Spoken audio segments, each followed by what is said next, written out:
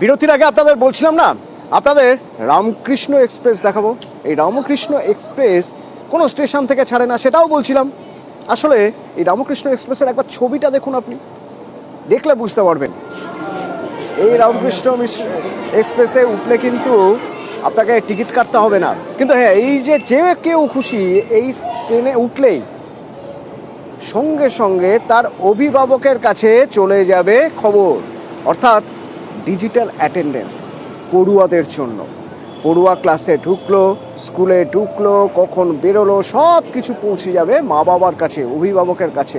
এমনকি যে ক্লাস হচ্ছে সেই ক্লাসের রেকর্ডিংও পৌঁছে যাবে মা বাবার কাছে, এবং ইন্ডিভিজুয়ালি প্রত্যেকটা ছাত্রের জন্য আলাদা আলাদা প্রোফাইল পর্যন্ত করা হয়েছে।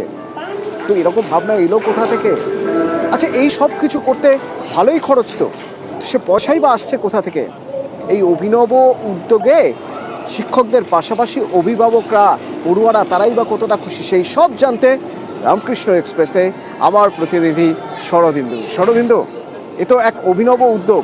তো এই যে প্রশ্নগুলো আমি ভাবছিলাম, প্রথমত যে এরকম একটা ভাবনা চিন্তা খরচ আছে এরকম একটা ডিজিটাল ক্লাসরুমের জন্য। তৃতীয়ত যে এই খরচের পর অভিভাবিকারা তারা কি বলছেন, কি জানতে পারছি আমরা।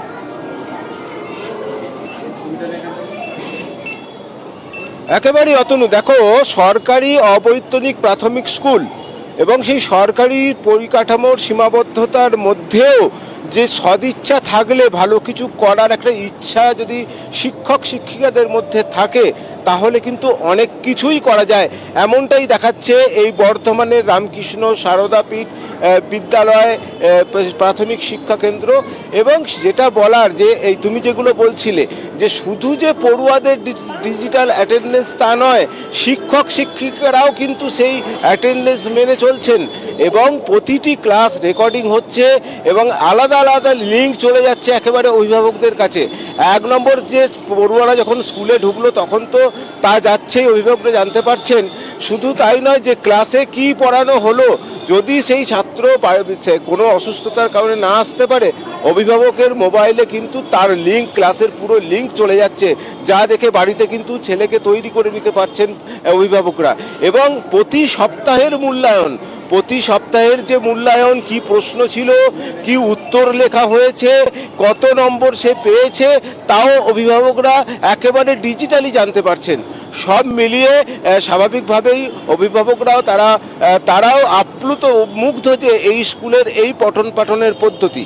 এবং শিক্ষক শিক্ষিকারা তারা বলছেন যে তারা অন্য কোনো স্কুল যদি চায়, এই যে প্রযুক্তিগত যা কিছু সাহায্য তারা করতে প্রস্তুত, এবং তারা রাজ্য সরকারের কাছে এ ব্যাপারে প্রস্তাবও দেবে যে তাদের এই মডেল যেন অন্য অনেক স্কুলেই চালু করা হয়।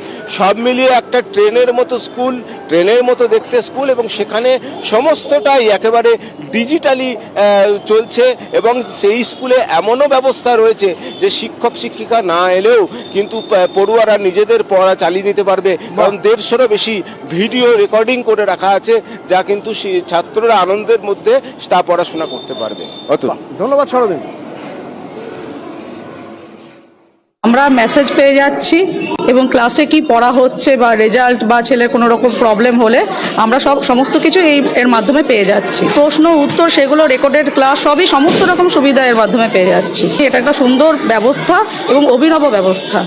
আমাদের স্কুল পুরোপুরি ডিজিটাল হয়ে গেছে। স্টুডেন্ট বায়োমেট্রিক আমরা কয়েকদিন আগেই চালু হয়েছে, টিচার বায়োমেট্রিক তো এই 2 দিন আগে আমরা চালু করেছি। এছাড়াও আমরা টিচাররা প্রায় 200-র ওপর ভিডিও রেকর্ডেড করেছি। কোনো সময় যদি আমাদের ট্রেনিং পড়ে বা টিচার অসুস্থ হয়, ক্লাস চলতে কোনো অসুবিধা নেই।